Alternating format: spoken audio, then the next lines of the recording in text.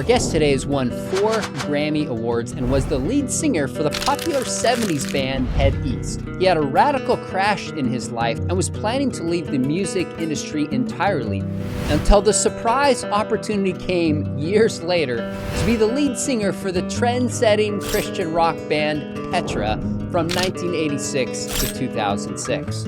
Why have so many Christian artists deconstructed their faith lately? Has the Christian music industry lost its way? And how does someone stay faithful to Jesus amidst distraction and temptation? John, I get to interview a lot of interesting people, but I got to tell you, the chance to talk with you is up there for me on one I've been looking forward to for reasons we will get into. But thanks for joining me.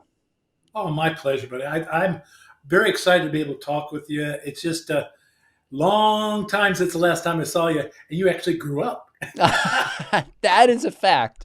And we will get into some of that and that backstory. But let me just start with this. Let's take us back. When did you first realize you loved singing and had a gift for it? Oh, my gosh. Back when I was probably 5 years old. I knew I could sing. I enjoyed it. I was always nervous in front of people for a long time, but I didn't know that I had a voice. As a little kid, it was so funny because in our little school, we'd have plays during the year, and there was always a musical part. No, there was always a solo guy, and I was always the one that sang solo. And so it's just way back then. And then when a friend of mine decided to learn how to play guitar at like 12 or 13, I said, well, I want to do that too. So that sort of got me into that music form, and nobody else, and we formed a band and nobody else wanted to sing. So I said, okay, I'll do it. I just wanted to play a rhythm guitar. That's all. Nobody else sang. So I did that, and that turned into being the lead singer of bands. And it's just funny. I just knew I could do it. And as time went on, it developed even more and more. Tell me about your family growing up. Was your family religious? Were they Christians? What was the Schlitt family like? Well, we were an American family, and back then that meant yes, you knew about God. But my mom was a Catholic, my dad was a Lutheran, and the truth is those two different religions almost split up our family. And so when I was old enough, my parents basically said, John, this is almost splitting up our family. You decide what religion you want to be when you grow up. You make the decision. So when I was in high school, I never went to church at all. Through college, I knew God. I mean, I prayed to God every night because my father had 4 heart attacks when he was very young. And I was always scared that I'd wake up and he'd be gone. So I prayed to God every night for him to wake up. And I mean, I was sincerely praying to that higher being. But did I know? The only thing I knew about Jesus was he was in the Bible, along with all the other names, which I hadn't read. So, how to put it? I was an American Christian at the time. Fair enough. Let's just say that. Where did you grow up, by the way? A little town called Mount Pulaski, Illinois. It was a suburb of Springfield, which is the capital of Illinois, in the middle of the state. Little bitty town, about 1,700 people, including dogs and cats. And I hated it because everybody knew what I was doing. You couldn't get away with anything. But looking back at it, it probably was a good thing because it helped me to, I guess, learn to be respectful, watch my P's and Q's, not get too carried away. The biggest rebellion that I did was I was in a rock band, and tried to grow my hair long, but that was about it. I grew up in a small town in the mountains of San Diego, and by the time I was born, my dad was already best-selling author, world famous, and so people enjoyed telling my dad when I said or did things that were not in line with what a Christian should do. And he'd tell me, he's like, son, just so you know, people tell me stuff, and there was some truth to it. So I get the small town vibe. Tell me about Head East. I was born in '76, so I have no collective memory of this band. But what was the band like? What was it being a part of it? How did you join it? Give us the backstory. Well, it was a secular counterpart of Petra. It was exact formula. Mm. Five people: guitar player, keyboard player, drummer, bass player, and singer. And a lot of the guys in the band sang, so there was a lot of harmony, just like Petra. It was funny. In fact, we actually I joined it between my freshman and sophomore years in college. And that's a long story there too. I basically told the guys in the band, "You've got everything you need but me." Mm. And they said, "Oh, really?" And they took me out the beginning of the summer. I hadn't even left college yet. Went out to one of their sock hops and tried out a couple of songs with them. And they basically, go, "Yeah, you can sing." That summer, we went from a sock hop band to a real successful how to put it, college bar band, and that was actually a big step up in the musical genre. And we were so busy from then on. I almost flunked out of my sophomore year in college. I quit the band twice. Mm. Once before my semesters of first semester, the finals of my first semester as a sophomore, and then finally the second semester as a sophomore. I had to quit totally. The band went on. I said, "Guys, I can't sing anymore until I've graduated. I've got to get my degree." And they said, "We're going to be super big by that time." I said, "Very possible." So I watched them develop, and they went through ups and downs and stuff. And when I finally graduated, on my last fall exam, I actually went with what was left of Head East on the road with them for about 6 months, maybe no 3 months, and then it shut down. It was going to break up, and I said, "Guys," to the originals that I had left, I said, "We need to get that band together back together, and it can do it." And long story short, we got everybody but the guitar player. We got a new guitar player, and he ended up being our writer. Mm. Uh, Went on for about 2 3 years working in bars, basically college bars and then city bars. That's where rock and roll was developing at the time. Yeah, yeah. Secular rock. That's where you develop. And we ended up doing our own record, Mm. and it was going to be a demo record instead of demo tape.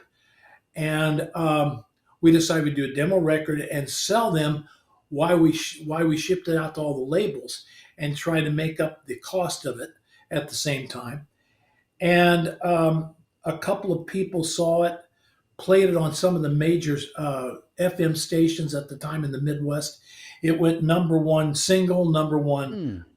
album on all those channels in the Midwest, and all of a sudden we were charting in the Midwest section of the country, and really didn't have enough record. I was the officer of our label. Mm. I was the one handling the business of it, and it took us, oh my gosh, 6 months to get our first 2,000 records. Mm.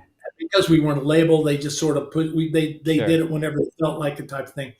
And we were getting orders for 10, 20,000 records from all these distributors just out of the blue. And I'm going, I don't know what to do. And we found an agent, a manager, Mm. who put us with several major record companies, and we had a choice. We basically had a musician's dream. Companies came to us and bid on us. So it was Amazing. ended, ended up with the biggest booking agent in the world, Premier Booking. Had A&M Records as our label.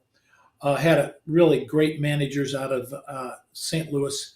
Just went from a bar band to all of a sudden we were touring all over the world. Well, no, all over the country with some of the major tours happening. And that went on for about, oh, shoot. I think we started, the record came out in 75. It republished on A&M Records in 76. and we were on the road from then on until 1980. Mm. And within that, we also did 5 more records besides the first one. Wow. And I'll tell you what, even a musician's dream can turn into a nightmare if it's over and over and over again every night, the same thing. I had a family. I was never home. Um, Everything came second besides the band, with the excuse that one day we were really going to make it and all be rich and we'd make up for all the sacrifice we made since then. And but with that came the backstage of the secular music system with a guy that didn't know Christ. And that's where temptations, peer pressure, boredom uh, started started piling up on me. When I first started the music, I was not going to mess up. I wasn't going to mess up my life because I had graduated as a civil engineer and I figured I'd be in music for 2 or 3 years. I didn't want to get messed up on drugs, and then I'd have a total stable mind and go out and be an engineer. Well, that didn't happen, and I started drinking beer like it was water because really backstage that it really was. Water wasn't cool back then, so your refreshment tub and your was filled with beer. Mm. So I drink beer, and I got to a point where I could drink a 12 pack before I even got on stage and wasn't really even feeling it Wow. because I started 11 o'clock on sound check and just sort of slowly go and got to a point where I didn't know how to be on stage without drinking before. Mm. Mm. But along with that came the next big successful high, and that was cocaine. And then Mm. cocaine took me over. Um, I didn't think I'd ever be that much of a victim of it, but yeah, I was very dependent on coke, on booze. I drink beer. I do coke to get up, drink beer to get down. Then it got to vodka, and to a point in 1980, I actually got fired by the band Oh. because I was so messed up. Mm. I'm not sure if that was exactly it because there was a power play more involved in there. But you know what?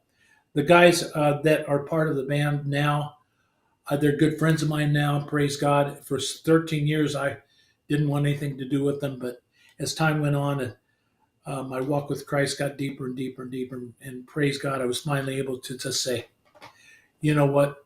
What you guys did was absolutely the best thing that could ever happen to me. Thank you very much. Mm. And we got back together, and I was able to play with them on some 50th anniversary things, Mm. and so it was a beautiful thing. I was very glad that I was able to get back with them and be friends because they were family. They were family for 5 6 Oh my years. goodness. Yeah.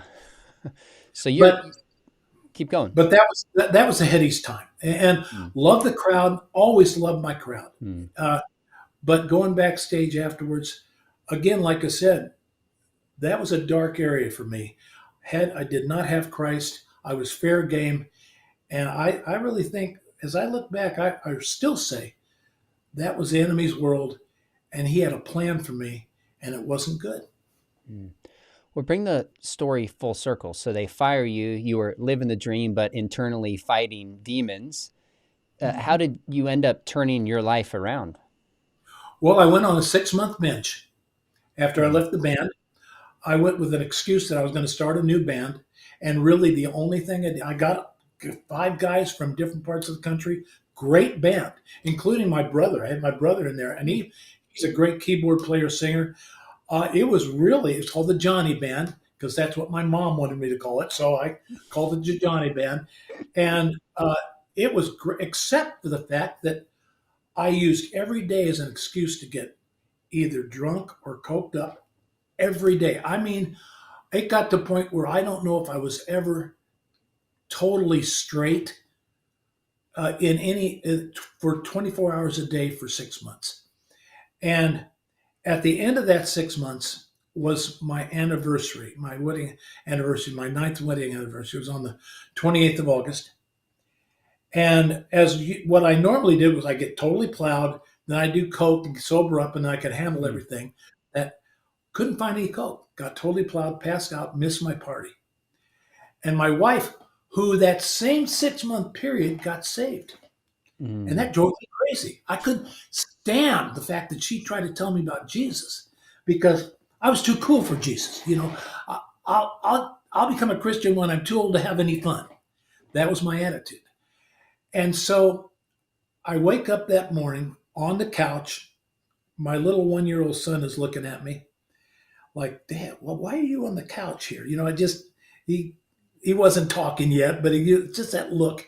My 5 year old daughter is playing in the living room also, and I'm looking at my two kids, and all of a sudden a little voice in the back of my head goes, John, you're worth more dead than alive. Mm.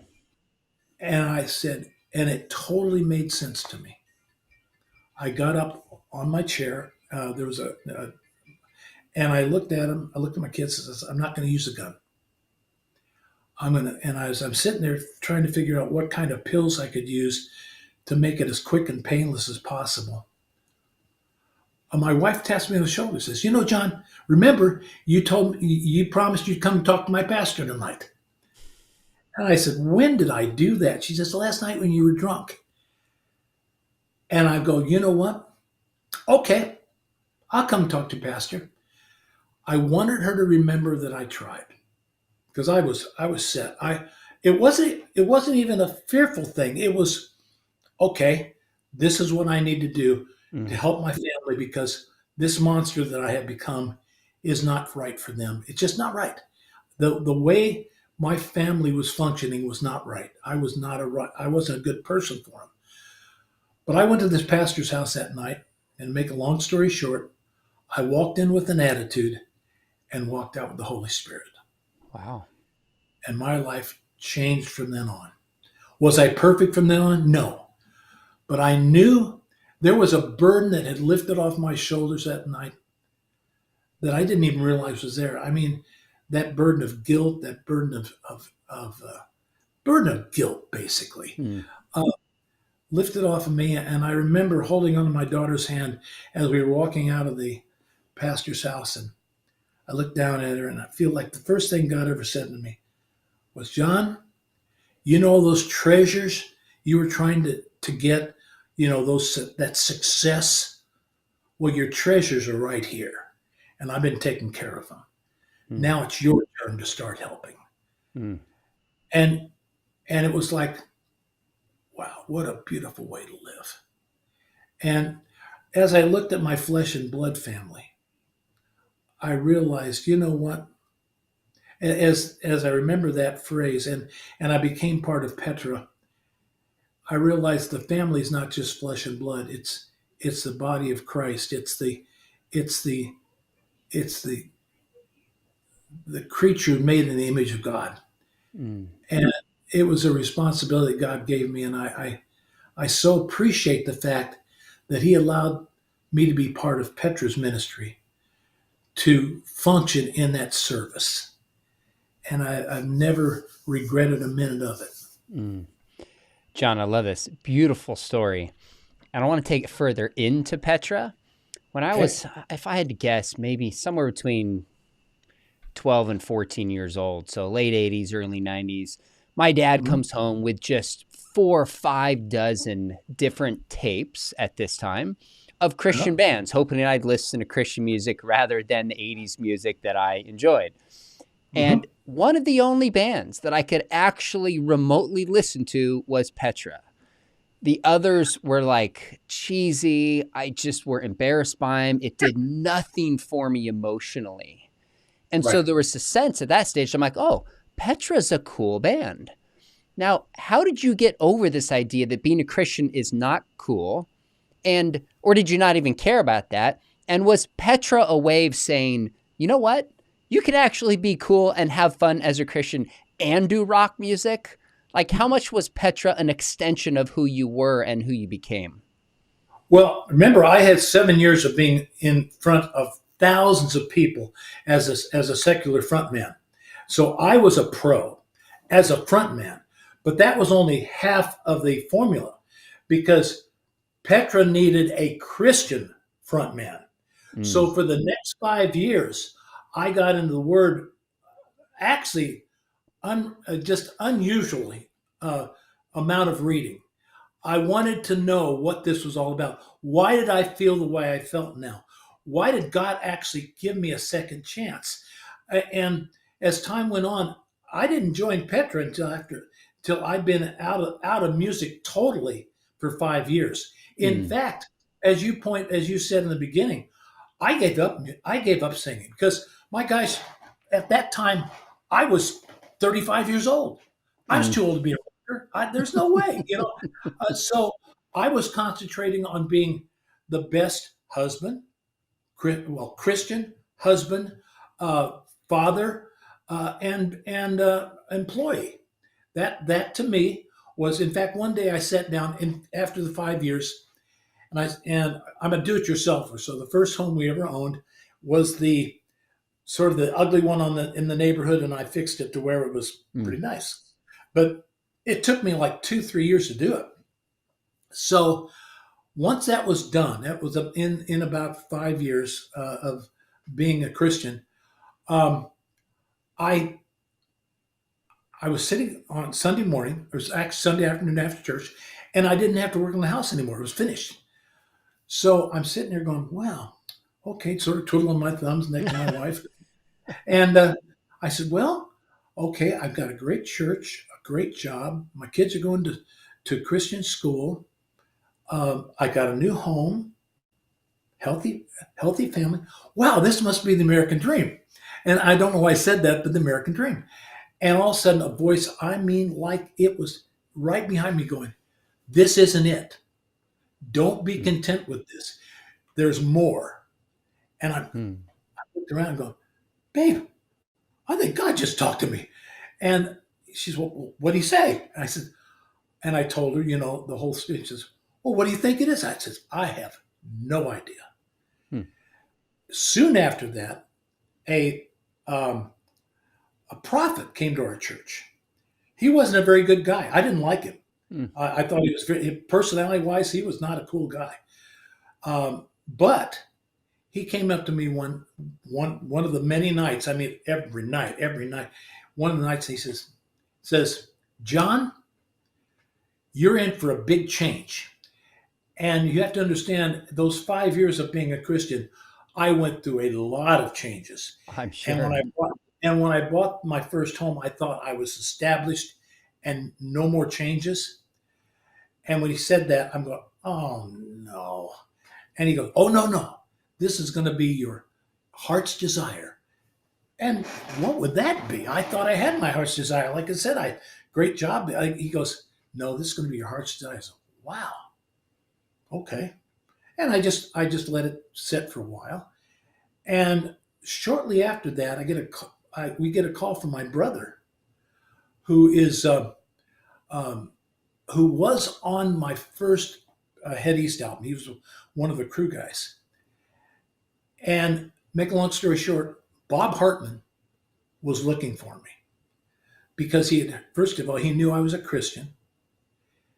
His old singer, Greg, was leaving, and someone suggested my name. And so he was searching me down. I had an unlisted number. I gave up music. I didn't want to have anything to do with it, secular music, Sure. because there was a lot of temptation. Right when I decided to leave it, there was a lot of temptation, as always, to go into other bands for me. And I said, "No, I can't. Mm. It'll destroy me." Um, as a baby Christian, I couldn't, I wouldn't be able to resist. So Bob finally hunted me down through my brother. My brother called me, says, "This guy, Bob Hartman, wants to talk to you." I said, "Bob Hartman, of Petra?" Because by that time, I was a major Petra fan because someone had handed me a Petra record. Says, "This sounds just like your old band, but Christian." I said, "Yeah, right."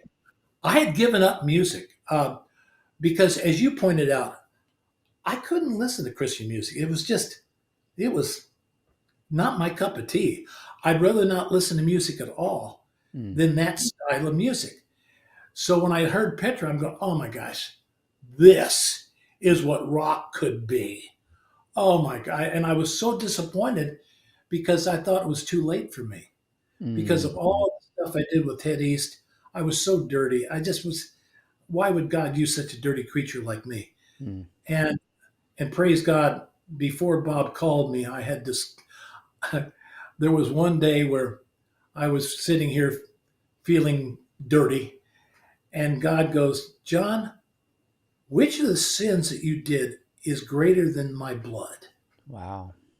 And it freaked me out a little bit, and I go, oh my gosh, what was I thinking? Mm. That actually opened up the door that when Bob said, I'm calling you because I want to know, would you consider singing for Petra? And because of the prophet, because of that, of what I felt God said to me, I knew for a fact that's exactly what I was supposed to do. Mm. And I said, let's do it. And he goes, don't you think you should pray about it? I'm going, yeah, I knew though. I knew. Mm. And that, so really, when you look back, hindsight's an amazing thing. And God had 7 years of training me to be a front man and 5 years of getting deep into the word. And you asked me, was I sure? Is why would I want to do? I knew for a fact Mm. this is what God had in store for me. It totally made sense to me. And there was many Christian bands that would, little bands that would call and say, John, would you sing? And my wife would go, it's not God. It's Mm. not God. Mm. And when Bob called me, she almost was like, that's what we've been waiting for. So when I started in Petra, I knew that I was supposed to be there. I knew how powerful rock and roll was. And I knew that the message that Petra wanted to deliver was the most exciting subject in the history of mankind. Why not use an exciting music form to sing about the most exciting subject in the history of man? Mm. And so I never had doubts at all. What were some of the challenges like doing this kind of music when so many in the church would take issues with it? I mean, in the 80s, the mantra really was sex, drugs, and rock and roll. And in the minds of many people, you can't separate those. So rock itself was of the devil. What were Mhm. those battles like? How did you overcome them? Walk us through that period, if you will. Well, the first years of Petra, we spent all our afternoons having pastor luncheons and youth pastor Mm. luncheons or our shows to explain our give our testimony, explain why we do it. Can we have volunteers to help us? Mm. And it was it was our attempt to try to explain our vision, why we were doing what we're doing. And I would say it helped a little. But when you have someone whose mind is set, who've been trained their whole lives that this is evil, this is not, um, there's not a lot of open mindedness in the church sometimes. Mm. I'll tell you what, your dad, Mm. when we went on tour with Josh McDowell, it was a total, it was a breakthrough that Petra had been trying to do for so long. Now, Petra Wow. by this time was very had done a lot to actually as an evangelistic tool. In other words, we were working. Our music was working very well with people that were discovering Christ, and for kids that were in the church and were using our music to prove that they were still cool. I hate to put it that way, It's but as true. you said, when you listen to Petra, you could play it for your friend because this Hmm. was a cool band. The music was for real, and that really was our goal for Christian, for being evangelist, to where kids that would never walk into church could hear the message through a music form that they comfortable with, and for Christian kids to say, "This is my band. I don't have to listen to so and so or so and so, or I can listen, but I can listen to my band too." And you play it in your car when your friends are there, and they go, "Ooh, wow, who's that?" Instead of, "Ugh, who's that?" And it was a fantastic tool for Christian kids, non-Christian kids, to be introduced and refreshed with the gospel. Mm. And so um, it, it was, but When your dad joined us, or when we joined him, it Mm. was over like a 3 album period. I think it was Petra. It was This Means War on Fire. Hmm. No, four. This Means War on Fire, Petra Praise One, and Beyond Beyond Belief. belief. That whole genre. We went on tour with Josh McDowell and Josh, and these luncheons we were talking about. That man could put everyone in their place. It was so cool. Bob and I and the other guys, but usually it was Bob and I, would go and we just sit there going, "Man, we couldn't tell them this. We couldn't tell them this." Mm. I mean, it was it was such an eye opener to the church that we were allowed to actually do what we do and not be totally chastised by by so many churches. And then when they gave us a chance, they realized, wow, these guys are doing God's work. Mm. Mm. They could tell by the fruit, as Josh would say. He would say, uh, "Judge by the fruit, judge by the fruit." And he was such a support. We love Josh. Josh has always been Mm. a very important part of Petra's ministry, important part of the guys' memories of him, and just so when you see him, tell him I appreciate Oh, him more than he does. for sure. Well, that brings back such memories. I remember being run around backstage at events, seeing you guys talking to you. And, as a kid, it's like, oh, yeah, my dad's Josh. I'm proud of him. But I was like, my dad he sings with Petra. That like gave me even cooler, vibes, so to speak. And so Well, I had, he was cool. I mm, mean, I'm sure he'd go backstage with us and say some of the weirdest stuff. Go, what did you say? I mean, it was a looser. mm, It just everything was just he always knew exactly what to say, and we got that victorious. It was very cool. I love that. I do remember, I'm guessing it's probably early 90s, the first time I heard a Michael W. Smith or Amy Mhm. Grant song on like the secular radio station. And I thought it Yeah, was so cool and so interesting. Looking back, it's a little funny that I felt that way. And it's somewhat of a commentary of evangelical culture looking back 30 years later. But were you Mhm. guys at that point saying, we want to break through, kind of like Striper wanted to break through? Or is it like, we just want to serve the church and we want to do explicitly Christian music like Petra did? Both. Both. Okay. We wanted to do exclusively Petra Christian music, but we wanted to break through. We did Mm, because if we do, so many more people will hear our mm, message. Was that going to happen? Not probably for us because we were too synonymous for being a Christian band. yeah. We couldn't go through the door the gatekeepers. I hate to put it, we couldn't sneak through the gatekeepers with just good, just sweet music or just sing about God. It just that wasn't Petra. Petra was talking about Christ, and Petra has always talked about Christ because Christ is our Savior. He's the one that sacrificed His blood for us. He's the one why you and I can talk Mm, and know where we're going when we die. And so uh, to say, and trust me, many secular labels. Well, the one we actually were with, which is funny, it was the same label as I was with Head East. We mm. were on their label jointly with Word, and they said, "Hey, just can you just tone it down? Just instead of saying, just say God, and we can sell this for Really? you." Oh yeah, and we Wow. said, "No, no, we can't do that. That's we feel that's a sacrifice." Well, then it's going to cost you. I said, "Well, then that's what we do." Mm. And so, um, but it was worth it. Did we hit our glass ceiling? We always call it glass ceiling.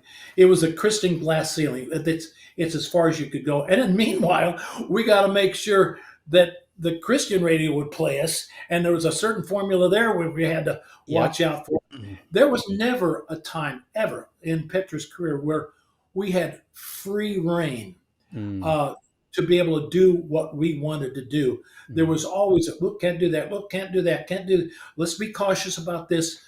There was always um, a a wisdom because we never tried to fight the church towards our music style.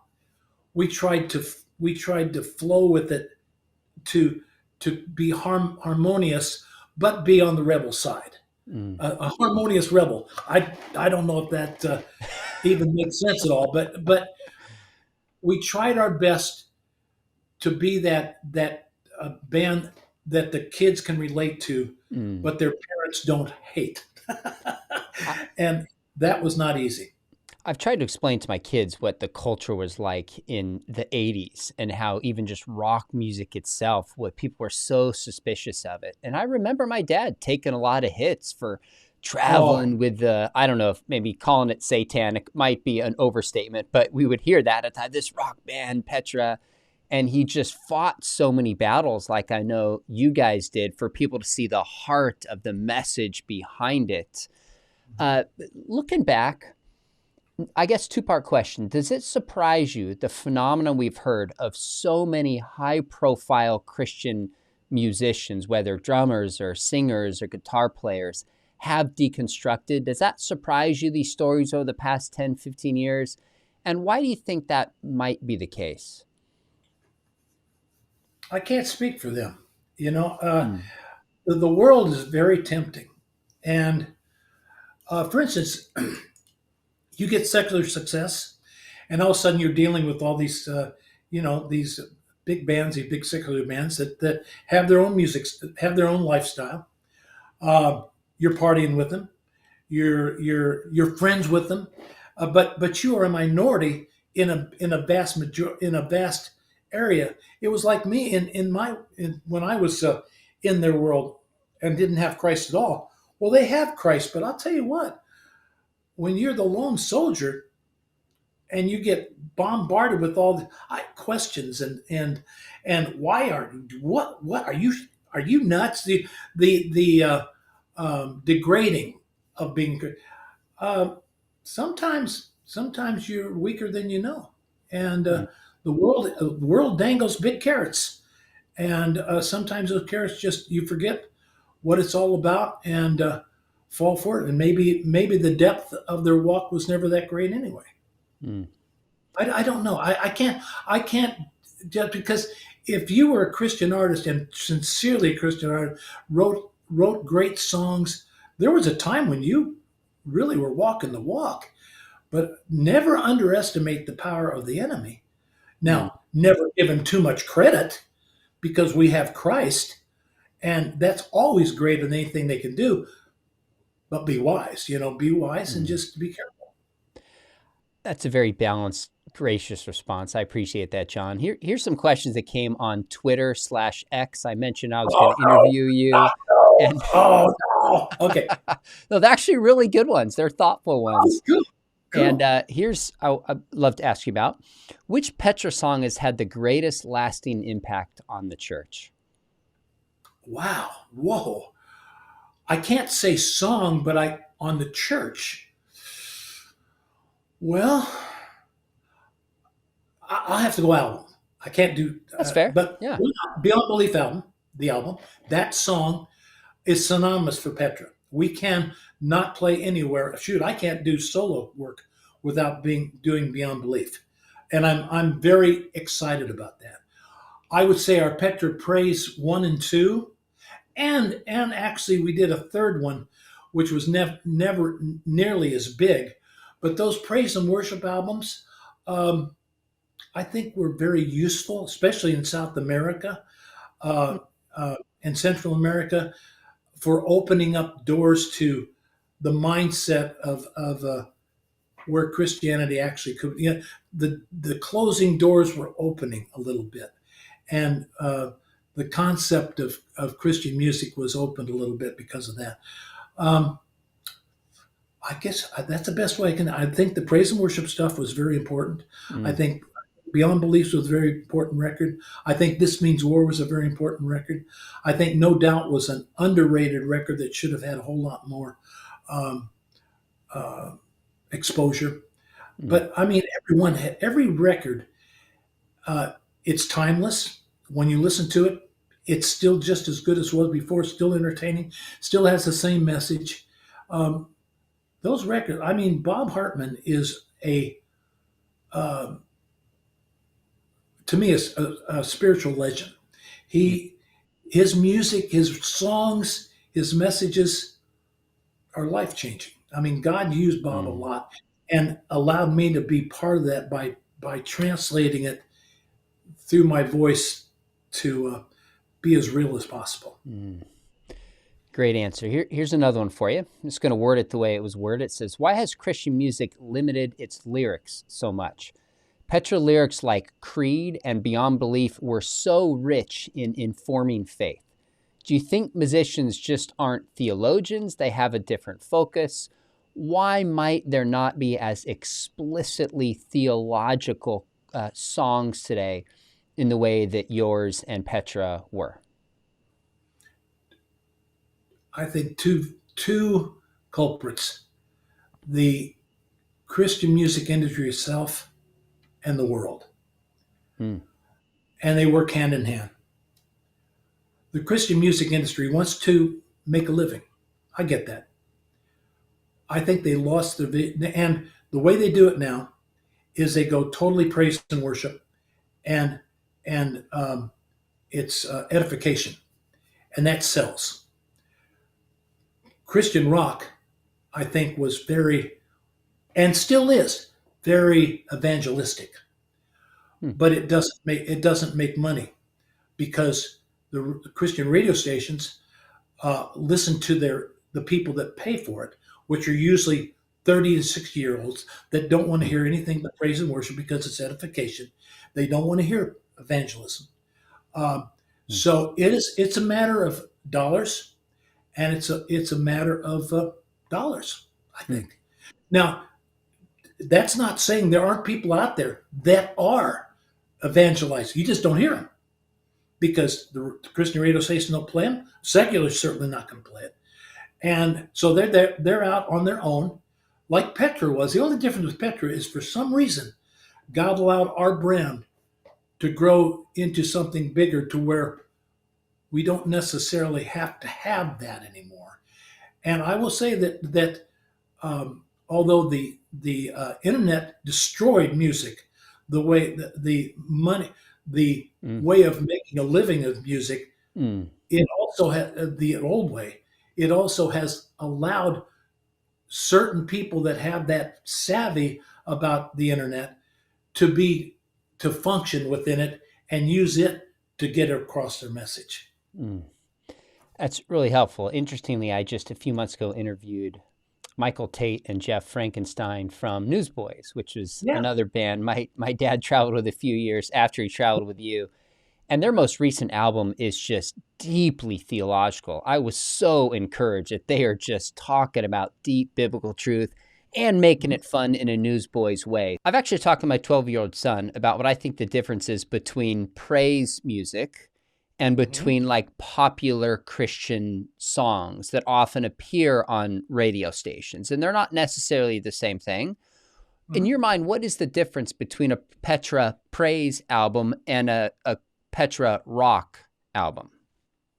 Well, I think the Prince of Praise record was actually a little more zeroed in on the church. It was more for edification. It was more to build up the church.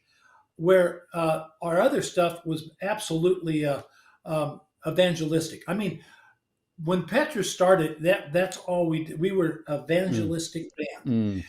mm, But what happened was we would play, and when I say we, I wasn't part of this at the time, but they would go and play in at the parks, prisons, coffee houses, anywhere that they would allow them to play. mm, And it would be people would come and listen and go, wow. And then as they got bigger, Christians would come because they had the record, they loved it. They may have become a Christian because they listened to Petra. I don't know, but for whatever reason, the formula or the percentage got to be more Christians listening instead of non-Christians. So it became evangelistic and edification. Um, and we certainly didn't want to short either one. So Petra's music, um, although the direction never changed, it was always more leaning more towards evangelistic. We also understood that Christians um, need that edification. So, and on top of that, it's the only stuff that the Christian radio stations would play, uh, and that was the more uh, safe um, Mm, Christian type songs. mm. And we understood that. We said, okay, cool. And it gave us a chance to do some very beautiful songs. Two people on Twitter/X asked a question about how, number one, you remain faithful amidst so many temptations and so many opportunities. And did you ever really consider abandoning your faith? No, never. Mm, I got a second chance, and I've been so thankful because of it. Um, mm, just what I came out of, the fact that I'm still here. God is so gracious. The fact that I still have a family that are healthy. He is so gracious. The fact that I got to be part of a band like Petra and go all over the world to do the commission that he asked me to do. Oh no, I've never had a second thought about it mm. ever. So, how do you remain faithful? You're still plugged into a church when you're on the road? Did you stay in scripture? Did you have certain principles? It sounds like earlier when you talked about the opportunity to go bigger on secular music, but change out the word Jesus. You guys had certain convictions that guided you. What are the things that helped you stay faithful amidst some of those temptations that came up? Well, for one thing, Petra is a Christian band with five individuals that are pretty heavy duty Christians. Are we perfect? No. We get mad at each other. We get angry. We insult. Typical what brothers do. But when it comes to push comes to shove, um, we remind each other what's going on. Why are we here?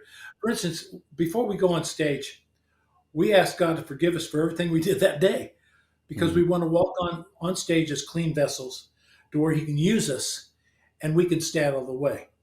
And when you have those kind of principles in your life, it's amazing. You almost take it for granted, but you don't, mm, because when you're walking on stage and you're singing about Christ and uh, your expectations of what's going to happen that night is so exciting that it's hard for you to. It's hard for me to quote be tempted by the world when I've seen what the world does and it's not that mm, exciting to me. mm, Been there, done that. I don't want it again. mm, And as far as the other guys, I not necessarily been there, done that, but they're just good people. They're good mm. people. I've been with a lot of different Petra bands, and we've all had that spirit of Christ and what it's all about. So never had to worry too much about temptation. What encouragement would you give to young, aspiring Christian artists or musicians? Okay, first of all, be content with small things. Mm, Start from the beginning. Um, if whatever God opens up for you, be content there. I mm, mean, if you think you're a superstar and all you can do right now is play guitar and sing in front of four people, do it. mm, Use it as rehearsal. God has a plan. If God's put that in your heart, it's just always think of it as rehearsal. But be the best you can. Don't ever settle for second best for Christ. Don't in your mind ever say, "Oh, it's Christian. It's good enough." You should always say, "Oh, it's Christian. It's got to be the best," because that's what Christ deserves. mm. Amen. I love that. Well, so many questions I could ask you. Definitely want to respect your time. For the record, John, I think my favorite Petra song is Get on Your Knees and Fight Oh, Like a Man. I love I that love song. yes, That's I love so that song good. too. Which song Thank do you. you just what do you love which song do you just love the most? It just resonates with your heart and your life and your experience. You'd think I do the. I make a big deal about how much I love rock, which I do. Like with Jekyll and Hyde and all that. "Lovely Lord" has always been like my favorite song to sing. When I do solo stuff, I usually put that in my set because it just feels so good to sing it. I love Prayer, which I don't get a chance to sing that often. Mm. Um, Creed is very cool, but then there's Beyond Belief, Get on Your Knees, Fight Like a Man. I'm on the Rock, Jekyll and Hyde. Oh my gosh, he came, he saw, he conquered. All these Mhm. victorious songs that are just a thrill to sing. And then some of the I love you, Lord. I mean, Mm.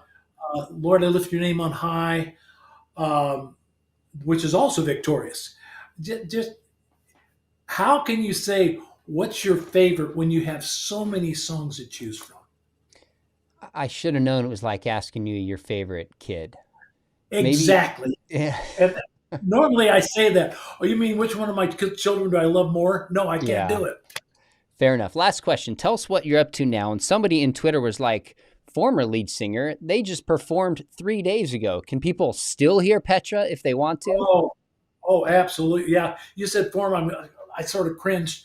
No, Petra is actually probably more active than we have been in. Well, the last 3, almost 4 years, we've been more active by far than the 20 years before that because we were Oh, doing wow.